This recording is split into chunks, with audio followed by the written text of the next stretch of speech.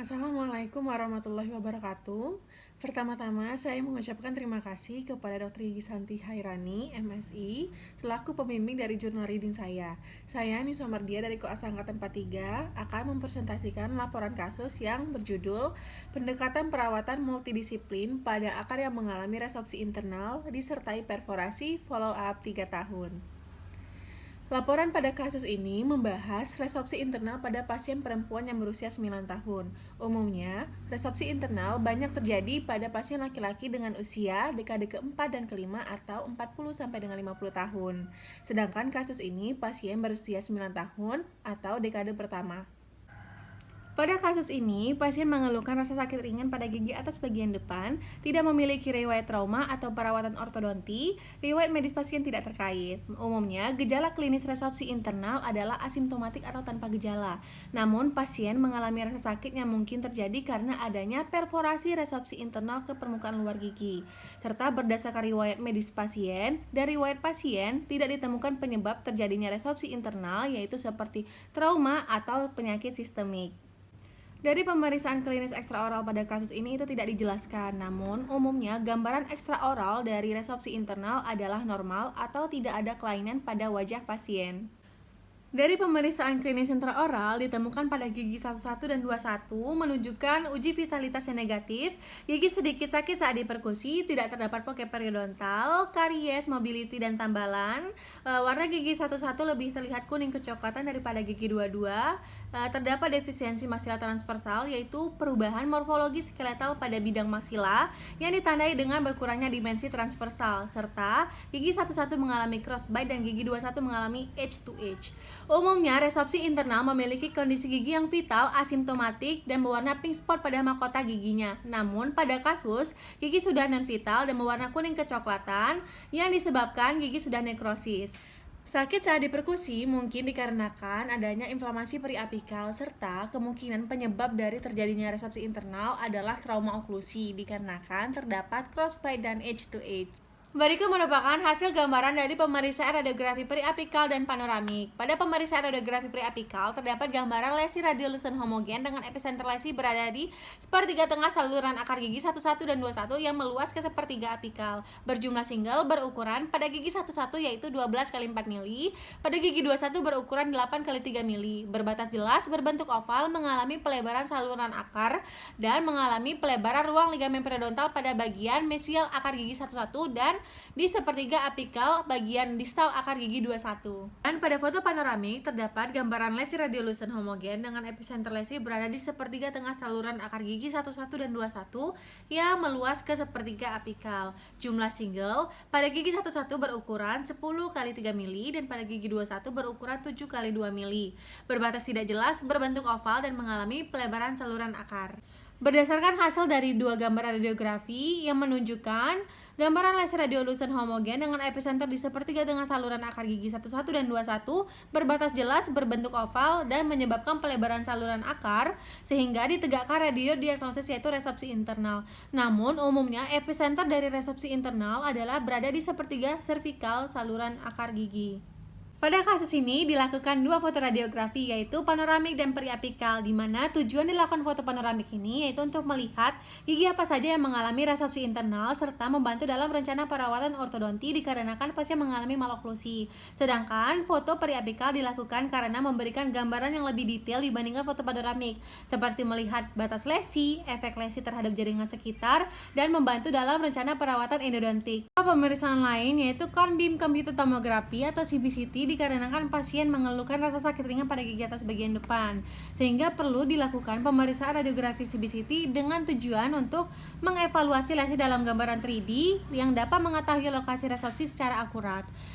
Posisi perforasi apakah berada di permukaan labial atau palatal, serta melihat ketebalan tulang kortikal sehingga membantu rencana prosedur bedah. Hasil dari pemeriksaan CBCT dari pandangan aksial, sagital, dan koronal menunjukkan terdapat area resorpsi di tengah dan di sepertiga apikal saluran akar yang telah mengalami perforasi di permukaan labial akar, dan proses resorpsi telah meluas ke plat tulang kortikal bagian labial.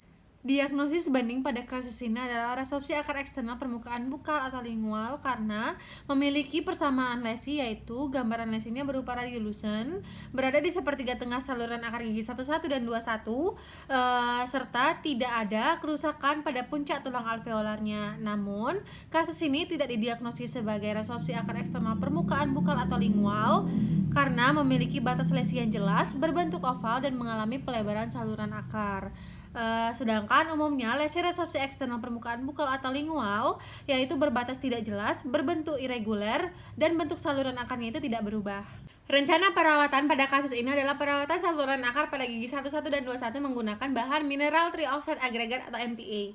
Di hari yang sama itu dilanjutkan dengan tindakan bedah retrofil menggunakan bahan MTA pada sepertiga apikal gigi 11 yang mengalami perforasi, dan autograf diaplikasikan pada kerusakan tulang labial. Perawatan saluran akar pada gigi 11 dan 21 dilakukan karena hasil tes vitalitas yang negatif, sehingga bertujuan untuk mengangkat jaringan pulpa yang nekrosis, dan dilakukan sebelum tindakan bedah flap pada gigi 11 agar saat kondensasi tidak beresiko berpindahnya bahan retrofil dari area perforasi ke labial. Bedah flap dilakukan untuk mendapatkan akses visual yang lebih baik ke area perforasi, dan retrofil dilakukan untuk menutupi area perforasi secara hermetis, serta dilakukan autograf untuk menggantikan tulang yang hilang di bagian labial dan mempercepat proses penyembuhan pada tulang. Pada kasus ini disarankan dilakukan perawatan ortodonti untuk merawat crossbud dan edge to edge yang kemungkinan merupakan etiologi dari terjadinya resopsi internal. Pada kasus dilakukan kontrol 6 bulan dan 3 tahun pasca perawatan, namun pemeriksaan radiografi hanya dilakukan setelah 3 tahun saja. Pada kontrol 6 bulan pasca perawatan sebaiknya dilakukan pemeriksaan radiografi untuk melihat perubahan pelebaran ruang ligamen periodontalnya dan melihat apakah ada lesi periapikal. Pada kontrol 3 tahun pasca perawatan dilakukan foto periapikal untuk melihat perubahan pada ruang ligamen periodontalnya, sedangkan foto panoramik untuk melihat apakah resepsi internal terjadi pada gigi lain, karena tidak dilakukan perawatan terhadap trauma oklusi atau etiologinya adalah idiopatik. Berikut merupakan hasil gambaran dari pemeriksaan radiografi pada foto periapikal, yaitu terdapat gambaran radio opak pada bukal atau lingual mahkota gigi 11 dan 21, kedalaman mencapai pulpa dan berbentuk oval. Terdapat gambaran radio opak dengan densitas yang sama pada saluran akar yang berjarak kurang dari ujung akar gigi 11 itu sebesar 6 mili dan dari ujung akar gigi 21 itu sebesar 8 mili. Bentuk mengikuti saluran akar mengalami pelebaran ruang ligamen periodontal pada sepertiga apikal bagian mesial gigi 11. Terdapat gambaran radiolucent berupa dark spot yang superimpos dengan gambaran restorasi pada sepertiga insisal gigi 21, berjumlah single, berukuran kurang lebih 2 x 1 mili, berbatas jelas dan berbentuk irregular. Sedangkan pada foto panoramik terdapat gambaran radio opak pada bukal atau lingual mahkota gigi 11 dan 21 dengan kedalaman mencapai pulpa dan berbentuk oval, dan terdapat gambaran radio opak dengan densitas yang sama pada saluran akar berjarak kurang dari ujung akar gigi 11 dan 21, bentuk mengikuti saluran akar. Hasil kontrol 6 bulan dan 3 tahun pasca perawatan pada kasus ini menunjukkan bahwa giginya tidak terdapat gejala, peradangan gingiva, dan penyembuhannya normal pada daerah periapikal. Kontrol sebaiknya tetap dilakukan setelah 3 tahun untuk melihat perubahan ruang ligamen periodontal, serta apabila terdapat gejala atau terjadi perubahan warna pada mahkota giginya. Kesimpulan, radiodiagnosis pada kasus ini adalah resopsi internal karena berdasarkan adanya gambaran radiolucent homogen dengan epicenter lesi berada di sepertiga tengah saluran akar gigi 11 dan 21, berbatas jelas, berbentuk oval, dan menyebabkan pelebaran saluran akar. Namun pada kasus ini terjadi perforasi ke permukaan labial akar yang jarang terjadi. Sekian presentasi jurnal reading dental radiologi dari saya. Saya Niswa Mardia, mohon maaf apabila ada salah kata. Saya akhiri. Wassalamualaikum warahmatullahi wabarakatuh.